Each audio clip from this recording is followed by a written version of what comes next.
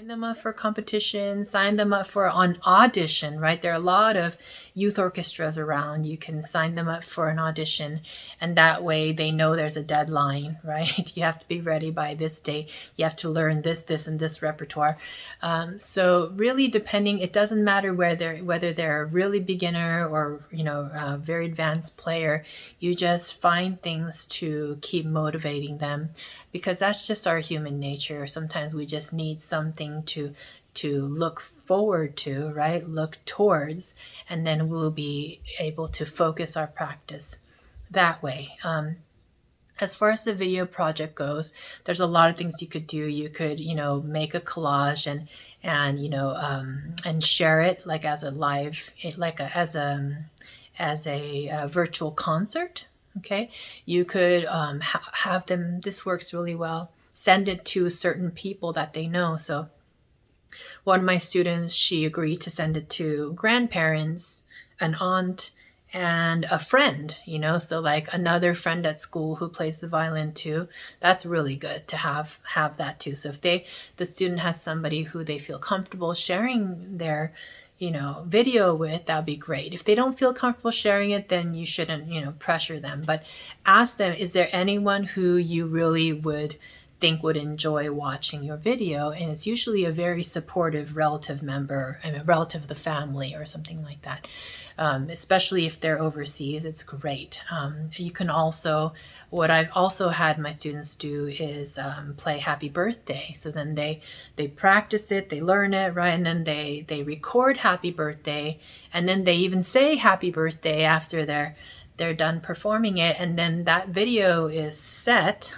It's always there, and then when they have somebody they want to send that happy birthday video to, they can just send it for the birthday. I mean, what a nice gift, If our grandparent and my grandson or granddaughter sent me something like that, I would just love it. So I know a lot of family members would and loved ones would enjoy seeing that from your student. So anything where we are comfortable with the situation, but we can slightly kind of go even a little bit outside our comfort zone. I hope that makes sense. So, we can find different avenues for that. You can also get the kids plugged into a group, so if there's music at school, have them join it even as a trial period and see, like for 1 semester or 1 year, whatever the school requires, then have them do it and see if that's helpful. A lot of times what I hear is being a violinist is lonely because you have to spend all that time practicing yourself, and it is. But I'm a very independent person, so I didn't mind all those hours of myself, practicing in a room and working on things. But some kids, they thrive better when there's a little bit more community and interaction. So maybe getting them involved in a group class or a orchestra or something. Or when I was in high school, I was part of a string quartet, and we were professional. We did master classes, we did concerts, and we did also weddings and parties, so we got paid for what we did too.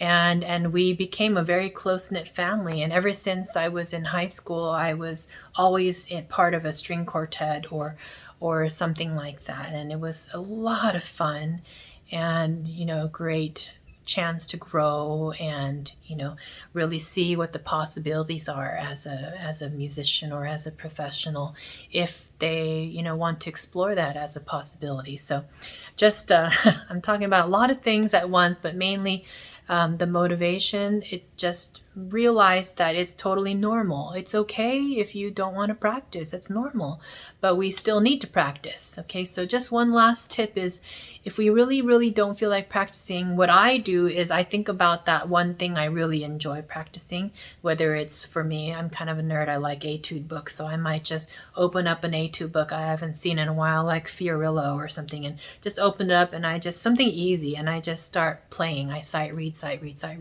I get out my Bach unaccompanied partitas and sonatas. I love those. I just start playing any of them because I know them all and I love them all, right? So if there's that one thing that they really, really enjoy, then just tell them they only need to practice that. And what often happens is after I start practicing that one thing, I'm in the mood, and then I want to practice the next thing and the next thing, and then soon, they can accomplish all of their normal practice routine, right? But it's usually that first step of just getting the violin out and just getting started that we need. Okay, so I hope these things help. I just, want you all to know that it's totally okay. It's just a lesson learned that that's how all of life is. There's always a point where we don't want to do something, but we just have to just give ourselves a little nudge through the difficult moments, and then we're kind of back on track again. That's very normal to have a little bit of a dip, and then we're back on track again. And then every once in a while we have that little dip, and then we're on track again. So, okay. Happy practicing.